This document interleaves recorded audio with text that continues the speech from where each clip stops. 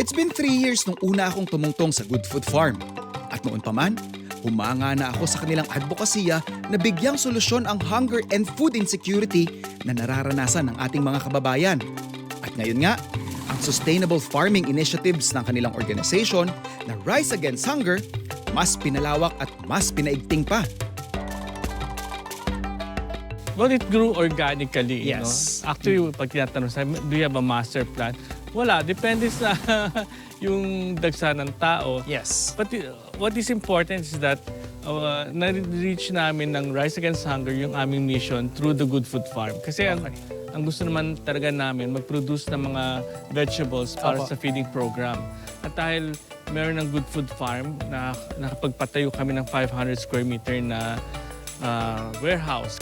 At nang magkaroon ako ng pagkakataon na makapartner sila, sabay naming itinaguyod ng isang sustainable gastronomy restaurant that creates more job opportunities and supports our surrounding communities. Products dito, they go back to the communities. Yes. We hire local people. At salamat sa iyon. A same vision na I think easily nag-a-uplift ng kabuhayan ng kung saan man nakalugar ang Good Food Farm and Anihan ngayon. To sustain their operations, mas pinalawag din ng Good Food Farm ang kanilang pagiging agritourism resort na nagbibigay pugay sa ganda ng Philippine ancestral architecture. Talagang consciously Filipino ang Good Food Farm. We're not trying to be Bali. Apo. We're not trying to be Thai. No? Yes. We make use of kapis, yung mga old reclaimed wood, bamboo. There's a lot of bamboo here. Opo. Hindi, tsaka yung ultimo yung simpleng mga bubong. I mean, it's not your usual, typical architecture vibe.